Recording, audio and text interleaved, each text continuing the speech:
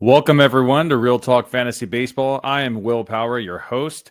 On today's lineup, lots of prospect call-ups, some waiver wire ads, and subscriber-requested breakdown. So please hit that subscribe and like button if you are watching this video now. And if you would like to request a breakdown of any player of your choosing, go ahead and put that in the comments, or you can message us on Instagram, just as our follower did earlier, as we will be breaking down a player of his choosing. So the first prospect we are talking about is Chandler Simpson. So Chandler Simpson of the Rays, Baseball Savant has Simpson listed as a shortstop, but currently only has outfield eligibility. He is 33% rostered. In 250 minor league games, Chandler has a batting average of 324, an on-base percentage of 389, and a 760 OPS. The low OPS is what concerns me the most. Only 38 extra base hits in 250 games. Scouting reports gave him a 70 grade hit tool, but only 20 in power. The dude's 24 years old, and if he's still not hitting for power yet, I think it's safe to say it's probably not going to happen, even if the ball is juiced in 2025 or not. All right, so batting average is great, but we've seen with Luis Arias, the value in high batting average is fine. But in Simpson's case, this dude has some crazy speed. So let's take some of the fastest guys in MLB. Ellie De La Cruz, Bobby Witt Jr. De La Cruz led the league in stolen bases last season with 67. And in 2023, Bobby Witt Jr. stole 49 bases. Chandler Simpson had 104 stolen bases in 110 games last season. Taking you back to 1982, Ricky Henderson broke the modern-day record for stolen bases in a single season with 130 in 149 games. Simpson had 104 in 110 games. A full season of Chandler Simpson, and we could see a new record holder. In Simpson's first two games with the Rays, he had 2 hits on 7 batted balls. He had an 84.9 mile per hour double and a 78.6 mile per hour infield single. The hardest hit ball of the day was 102.5, and his average exit velocity is 81 miles per hour. And that's pretty much going to be his MO going forward. Modest exit velocities and amazing speed to turn what should be ground outs into infield singles. And we've seen that with multiple players. Trey Turner, he seems to be like the best comp just because he doesn't really hit the ball very hard either, but he has been known to hit 20-25 home runs. But the reason why Trey Turner's batting average is usually so high every season is because of his amazing speed. He hits the ball so much, but he just legs it out and gets a single. Ellie De La Cruz, O'Neal Cruz, there's a bunch of names that we could list that hit the ball on the ground a lot and just leg out that single, or sometimes even a double, depending on where the ball lands. So going back to Simpson, I think he should be rostered in every categories league because of the stolen base potential, and basically every points league with at least 12 teams. Now, moving on to our next prospect, we have Craig Yoho of the Milwaukee Brewers. So he's currently 4% rostered. He's a right-handed reliever with huge strikeout upside. He had 63 strikeouts in 37 innings in 2023. Scouting reports graded his fastball at 45, his slider at 55, cutter at 50, and his moneymaker changeup a 70 grade. Getting a 70 grade on any pitch shows how dominant Yoho could be. He has the potential to become the closer of the Brewers, and as long as he proves his stuff at the major league level, we could see a changing of the guard at some point this season. The Brewers already shopped Devin Williams to the Yankees, and in addition to their current closer, Trevor McGill, Yoho could be the main reason why they felt like they could do that. Yoho got the call-up on Monday versus the Giants, and it could have gone better, but I'm not holding it against him. Very change-up heavy, as he should be. Throwing 11 changeups of his 20 total pitches thrown, along with 7 sinkers and 2 sweepers. Sinker topped out at 95 miles per hour, and the changeup sat around 76 miles per hour. He only got 1 swing and miss and 1 strikeout in his first inning of work so far, but in 2024, Yoho pitched 57.2 innings, finished with a .94 ERA, a .94 whip, and 23 walks with 101 strikeouts. He has massive upside, massive strikeout upside. He's probably not going to have much value right out of the gate, but if Trevor McGill continues to have control issues, Yoho could get that opportunity very soon. Craig Yoho has to be he has the potential to be a top 5 closer in the game. So at the very least, put him on your watch list and see what happens. If he gets an opportunity, I would definitely be adding Yoho right away. And now moving on to another Brewer, Logan Henderson. So Logan Henderson is currently 6% rostered. He made his MLB debut on Easter Sunday last week. He pitched 6 innings. He allowed 1 run on 3 hits and 1 walk while striking out 9 batters on only 83 pitches. Henderson got 13 swings and misses, 6 on the fastball, which showed really good arm side run, and 7 on the changeup, which sits low 80s with major tumble and fade.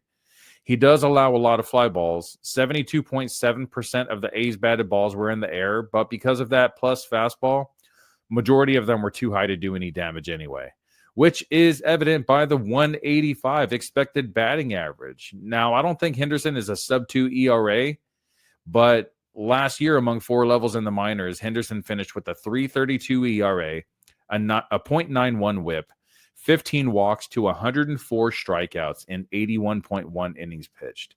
Henderson has the cutter and a slider, which he didn't use much in this first start in the majors, but if he can mix in those pitches effectively, we're looking at a solid number 2 starting pitcher with ace upside. He's already been sent back down to AAA, but mainly because Tobias Myers from the Brewers was activated off the injured list today, and Brandon Woodruff should be back soon. So Chad Patrick, who's also in the Brewers rotation, he's pitched well enough to stick in the Brewers rotation, but if Myers or Woodruff get put on the IL again, or if one of Quinn Priester or Chad Patrick begin to struggle, we could see Logan Henderson back up in the majors soon enough. There's a lot of doors for Henderson to sneak through. I'm willing to bet one of them will open up for him relatively soon. All right, moving on to our next prospect, we have Agustin Ramirez of the Marlins. He is currently rostered in 24% of Yahoo leagues, has catcher and first base eligibility. Last year, he batted .267 with 25 home runs and 22 stolen bases, 61 walks to 102 strikeouts in 126 games. And those are great numbers for a catcher. I wouldn't drop any of the top 10 catchers for him, but guys like Gabriel Moreno, JT Realmuto that's been struggling, Wilson Contreras that had pretty good stock coming into the season in drafts. He's been pretty bad. All of those are drops for me to add Agustin Ramirez. And now moving on to our next prospect, the biggest prospect of this year probably, Nick Kurtz. First baseman from the Athletics. I put Hertz on there. It's actually Kurtz. I will change that real quick.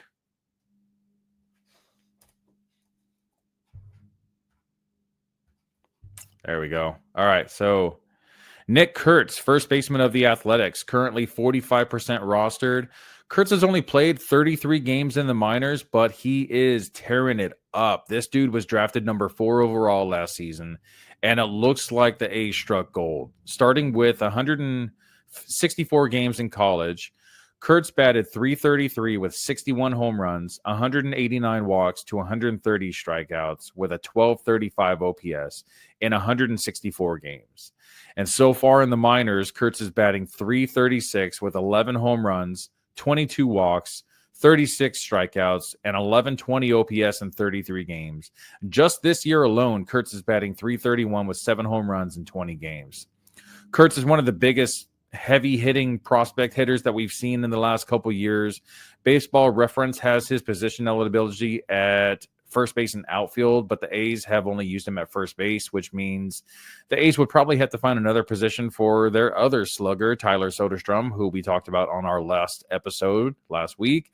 There's been talks of moving Soderstrom to third base or even outfield, but once Kurtz gets the call, the A's are going to be so stacked with bats. It's unbelievable, and they have to find room in their lineup for both of these guys. I mean, listen to these names: Lawrence Butler, Brent Rooker, Soderstrom, Tyler Soderstrom, Jacob Wilson, and Nick Kurtz. I said it a couple weeks ago, and I'll say it again. The A's will win the AL West once they make the move to Vegas. So many young, super talented hitters. They also have one of the best closers in the game with Mason Miller. Don't be surprised if the A's start signing some big free agent pitchers starting next offseason. Now, for the fan-requested breakdown from Carlos Garcia, we have this request for a Jazz Chisholm breakdown. So thank you, Carlos Garcia, for messaging us on Instagram. All right, so Jazz Chisholm started off super hot in March, batting .417 with 3 home runs and 14 plate appearances. Now, Jazz is still hitting for power, 4 home runs, as he's started to run a bit, stealing 5 bases and 88 plate appearances so far in April. But the batting average has been terrible. And if it wasn't for this power, a lot of people probably would have dropped him already. He's batting .118 in the month of April, dropping his season-long batting average to .159. He's also striking out close to his career high at 30.4%. But he's also walking a good amount. He has a walk percentage of 9.8%. League average is about 8%. So it's good to see from Jazz. The biggest problem I see, obviously, is the batting average. Like I mentioned, he's batting .159 on the season. Has an expected batting average of .223, so it looks like he's been having some bad luck lately. But Jazz has never been a batting average standout anyway. His career high batting average in the majors is .256. And let's be honest, you didn't draft Chisholm for his batting average. You drafted him for his power and his speed, which he's still producing at a good rate. 7 home runs and 5 steals so far this season is what you would typically expect from Chisholm so far. Actually, the power's been a little more than what you would typically expect from Chisholm. Usually he's, 25, less than 30 home runs for the season, but he's already on pace for close to 35 to 40. Last season, Chisholm batted .256 with 24 home runs and 40 stolen bases. That's his bread and butter. That's what you drafted him for. I think if you just take his production for what it is, what it's been, I expect his batting average to start to normalize around that .250 mark, maybe a little bit lower just because he's got off to such a slow start. The home runs will continue, especially since he's playing half of his games at Yankee Stadium.